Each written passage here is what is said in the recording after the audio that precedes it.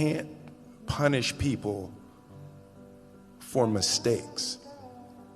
You know, it's like you have to forgive people. And a big part of that, you know, is forgiving yourself.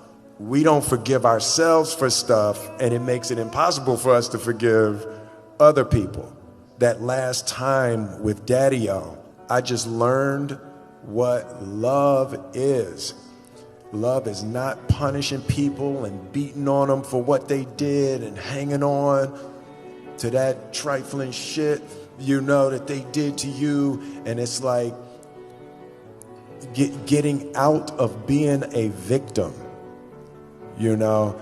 And Daddy-O and his death purified my heart in a way that I love life. Like, I love the opportunity to be better. I love the opportunity to work with people to find their way. And he helped me cultivate like an emotional invincibility. To love and to be loved is really all there is.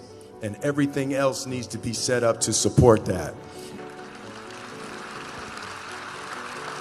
You know, when you see things and you read things in the press and you don't understand exactly what's going on, just know that everybody in my life and everybody on my side and in my team and my wife and my ex and my children, what you're watching is an experiment in unconditional love. I was just having a debate with a friend of mine, and we got stuck on the difference between fault and responsibility. She kept talking about how something was somebody's fault, it's somebody's fault. And I was like, it don't matter whose fault it is that something is broken if it's your responsibility to fix it. For example, it's not somebody's fault if their father was an abusive alcoholic, but it's for damn sure their responsibility to figure out how they're going to deal with those traumas and try to make a life out of it. It's not your fault if your partner cheated and ruined your marriage, but it is for damn sure your responsibility to figure out how to take that pain and how to overcome that and build a happy life for yourself. Fault and responsibility do not go together. It sucks, but they don't. When something is somebody's fault, we want them to suffer. We want them punished. We want them to pay. And we want it to be their responsibility to fix it. But that's not how it works, especially when it's your heart. Your heart, your life, your happiness is your responsibility and your responsibility alone. As long as we're pointing the finger and stuck in whose fault something is, we're jammed and trapped into victim mode. When you're in victim mode, you are stuck in suffering. The road to power is in taking responsibility. Your heart, your life, your happiness is your responsibility and your responsibility alone.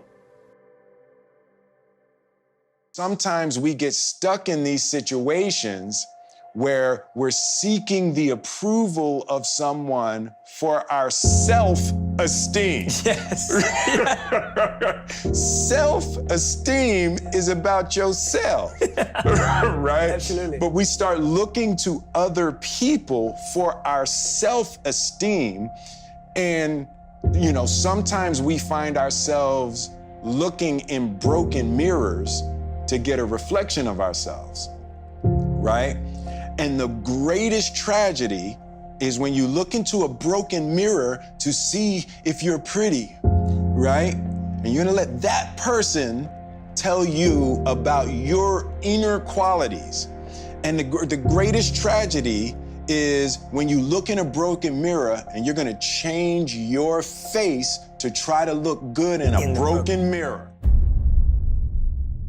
My life changed. Like on my 50th birthday, I did a bungee jump out of a helicopter over the Grand Canyon.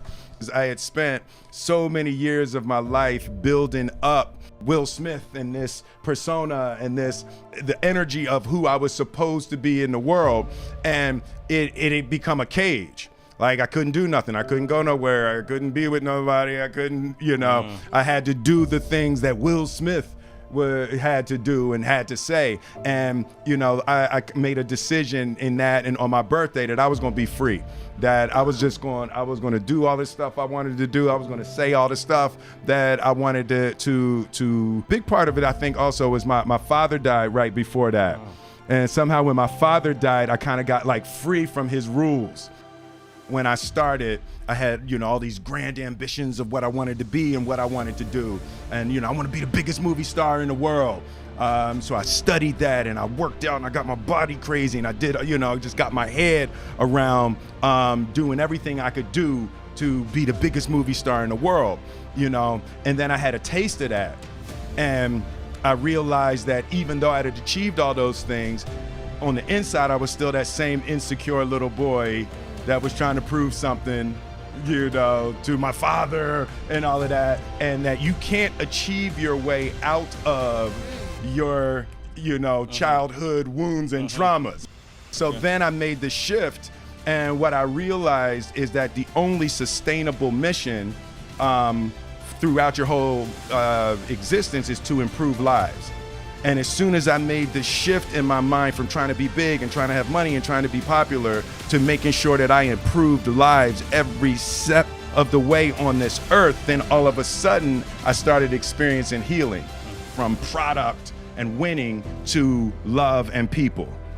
There's one relationship that you have to maintain, and that's the one with you, right? And it's like, if you're not loving you, if you're not taking care of you, everything and everybody is second to you taking care of you. It's almost like less about constant joy and more about constant expansion, right? We are grinding each other and demanding that we be the greatest versions of ourselves for each other, for our family, and for the world. Because everybody has dreams. And as much as you want to be able to listen a little bit, because somebody's going to give you a gem, but nobody knows but you. You can't get advice on what you should do with your life, right? Nobody knows what you are. Like even sometimes you don't really even know what you are. You got to take your shot. And it's like, as much as you want people to agree and you want the people around you to be supporting your dreams and all, it's not going to be like that all the time. You got to do it alone. Lonely, scary, dangerous pursuit. And you got to be willing to risk everything to become that seed of what you believe. You got to be fearless. You got to be relentless.